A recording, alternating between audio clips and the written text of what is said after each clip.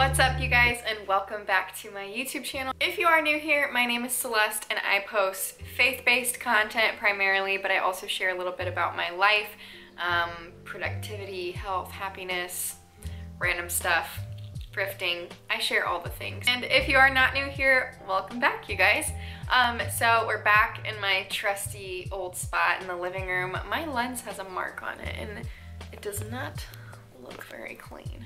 Okay, we're back in my trusty old spot on the living room floor to film today because it's super overcast and the office lighting was just not, it was no bueno. Today's video is a little bit different than most of my content because I'm not necessarily going to be talking about faith, but rather I want to share 5 tips to massively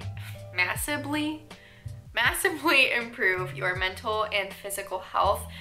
Because as much as I prioritize spiritual health, I also prioritize mental and physical health because I seriously do believe God didn't just intend for us to steward our spirit, He intended us to steward every area of our life. That includes your mental health and your physical health, and I think that we as Christians tend to think that as long as we're stewarding our spiritual health, then everything else is fine, but we can't neglect those other areas. And in fact, I would go as far to say that when you are neglecting one of those areas, all of the other areas suffer. So if you're neglecting your mental health or your physical health, chances are your spiritual health could probably be suffering as well. I think they all kind of tie together. I thought it would be helpful if I gave you guys some tips for what I do to take care of my mental health and my physical health. I am not perfect at this. I'm still learning because I find more and more unhealthy areas of myself and of my mind and my life every single day. Self-development and self-growth are a lot harder than people make it seem. Without further ado and without any more chit-chatting, let's go ahead and get into the video. My first tip for improving your physical health is to take away the mindset that food equals the size of your body or calories or like weight on the scale. Food does not equal any of those things. Food is simply a gift from God to help fuel our bodies properly, and you can either choose foods that are like temporarily satisfying in the moment but will leave you long term feeling like crap, potentially getting sick, maybe gaining weight, and just feeling all around bad about yourself. Or you can choose nourishing foods that God gave us and God created for a purpose to heal your body from the inside out, help you feel incredible, and just live a long and happy life. You have those 2 choices, and I think there is a happy mix of both, enjoying, like, you know, cake and donuts and Pop-Tarts and all of that,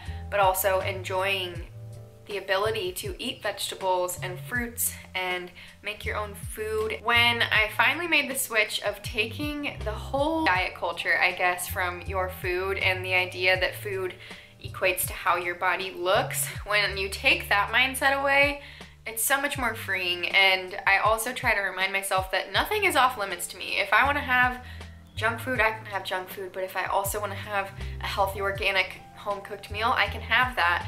And I can have both, but I primarily try to choose what's going to be better for me in the long run. And it's not at all about how my body looks or how much I weigh or anything like that. I actually don't even own a scale for that exact purpose. It's about thanking God for the ability to have access to clean ingredients, awesome food, healthy food, because that's not something that everyone has, and just showing Him my appreciation for creation and the fact that I have access to those things. When you get rid of that mindset, your health and your fitness journey and your journey on, you know, maybe trying to make healthier decisions becomes a lot easier when it's less about your physical appearance and more about treating your body right and feeling good on the inside. My second tip kind of has to do with mental and spiritual health, but I sit down and I journal. I try to journal, I should say, every single day. Journaling looks different for me some days. Today I just wrote out my prayer, and I don't do that every day because it takes a long time. I wish I could do it every day. I wish I took the time to do it every day, but I journal, and this has always been something when I look back on my life, even at the times where my mental health was like at its lowest point and I was really suffering, I always had a notebook. And I've always kept a notebook, not necessarily a diary, but if I look back through my older ones when I was really struggling, I used to write poems or song lyrics, or I would draw pictures or anything really. And it's always been a therapeutic thing for me. And I think that that goes for everyone, even the people who are like, I don't like to write, I don't have time to write, I'm not good at writing, blah, blah, blah, whatever. I want to encourage you to try it, because there's so much going on in your mind and on your heart every day. I mean, you are constantly reacting to things in your life, and you never know what the day is going to throw at you. On top of all of that, you're dealing with the past, you're dealing with the fear of the future, and you're dealing with the present. There is a lot going on. Being a human being is a lot sometimes.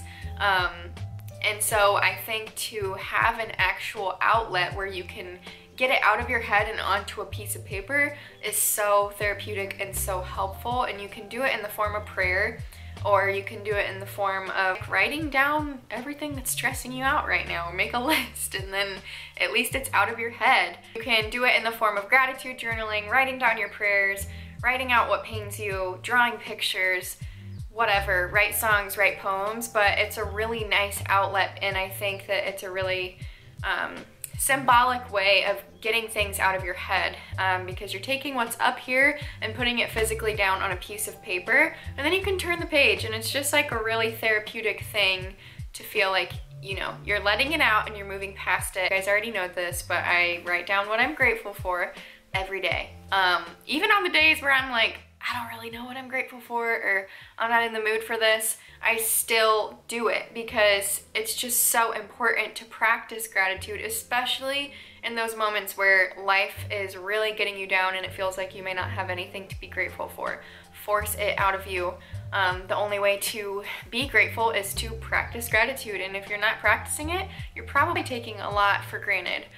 So every day I write down what I'm grateful for. I try to write out my prayers, but sometimes it's honestly just me writing. My third tip is kind of like cheesy and self-explanatory, but this is something that has helped my mental, spiritual, and physical health. Move your body. I don't care how you move your body. I don't care if you're super into stretching or running or weightlifting or dancing, whatever is your thing, or maybe not even your thing, you have to move your body. And it gives, my time to work out is my me time. I like to say that it's like my time for myself, self-care, whatever. But it's more than that for me. I honestly find that I pray. I get really in my head when I work out, but also out of my head at the same time, because my body is doing something actively and it kind of gets my mind flowing, and I tend to pray when I'm doing cardio. And I know that that sounds very cheesy. It's not like I'm not on the Stairmaster like this or anything, but it's just hard to explain. When you get your body moving, your thoughts flow better. It's been proven that couples communicate more effectively if they're moving while they're communicating, rather than like sitting at a table face to face. They tend to be more confrontational and like closed off, and less likely to be vulnerable. Whereas if a couple goes on a walk together, they're and like holding hands but moving at the same time and talking about the same issue, it's a much more effective way to communicate, and they get a lot more, it's a more productive conversation and less like attacking. And that's the exact same concept for me while I'm working out. It's just, I feel like it gets my thoughts going, it gets my mind going, and it's a good way to just let it all out. But I also think that we were called to steward our body in that way. If you have the ability to move and run and jump and dance, it is a shame to let days go by where you don't appreciate that and show your gratitude for that by moving while you still can, because there might be a day where you wish that you could at least just get up and take a 20-minute walk. Number 4, get off your stinking phone. I'm really bad at this still. I'm not perfect at this. It's honestly embarrassing that I'm not better at this. But get your face out of your cell phone. This will help every area of your health. because when we're on our phones, I mean, even the simple act of it, like you're looking down, staring at a screen, like you're just trying to numb your life, you know? Sometimes it's entertaining, sometimes it's harmless, but a lot of times it's not. The amount of times in the day where I have a free moment, like maybe even if it's only 2 minutes of silence and like complete stillness, I have to pick up my phone. Like right away, it's the first thing I do. I pick up my phone and I'm like, scroll. It's unhealthy. We should be able to be completely still and be in silence and be fine with that. My dad has always said to me, and it has always stuck with me, if you are not okay sitting in a room alone by yourself, then you're not okay. Like, meaning that if stillness and quietness really, really bothers you, you probably have some stuff that you need to work through. Also, being on your phone, you're typically on social media, and I think social media is a great platform. I love it, obviously, because it gives me the opportunity to post these videos and to post on Instagram, and it's just fun. Like, it really is a fun place to be. But it's also a very toxic place to be sometimes, and if you're constantly on your phone and you struggle with comparison and you're going through all these Instagram models pages and you hate yourself after looking, or you see how someone's thriving and you feel like you're not thriving, and so it makes you hate yourself even more. I think just unplugging sometimes makes you be more present in your life and appreciate it for what it is. But also get off your phone when you're with people, be present with people. That's time to fellowship and enjoy the people that God gave you, and you'll appreciate it much more if you put your stinking phone down. You are not gonna miss anything urgent by putting your phone down or shutting it off. You may miss an Instagram post or an Instagram story or two, or whatever the latest meme is on Twitter. Will that affect your life 5 years from now? No. I've really tried to cut back on my time spent on my iPhone. If you guys are interested in setting up time restraints on your phone, I can show you how to do that. I'll do a screen recording real quick. So I have them set up to like limit my time on social media, but if you have an iPhone, you can just go into your settings, and then you can go to, if you scroll down, you'll find screen time, and you can click on that, and I have downtime set, which means that from 9:30 p.m. to 7 a.m. it locks me out of pretty much every unnecessary app, Instagram, social media, all of that. I can still text or call, but I can't do any of the time wasting stuff. But then you can set time limits for individual apps. So if you are spending too much time on Facebook, Instagram, YouTube, whatever your thing is, you can set a limit, and I have mine set to 1.5 hours, I think, and then it locks me out, which of course you can enter a passcode and get right back in, but the little lockout feature itself like consciously reminds me, hey, I've been on my phone too much. Just remember to look up from your phone and be more present in your actual life while it's going on. Number 5, communicate your feelings. Communicate in all areas of your life. This helps me in every area. I've not always been good at this. I still wouldn't say that I am good at this. It was something that I was so bad at for a while that I could trace every problem in my life back to the fact that I couldn't communicate well. You can have issues in your friendships, your relationships with your parents, your siblings, your spouse, your boyfriend or girlfriend, because you can't communicate. You can have issues in your faith journey and your walk with the Lord because you can't communicate properly. And so the very important thing to remember when trying to communicate is that your feelings are 100% valid, even if you feel like they're embarrassing or dramatic or hurtful to other people. Your feelings are valid. You're feeling that feeling, and it's okay to express it with your words.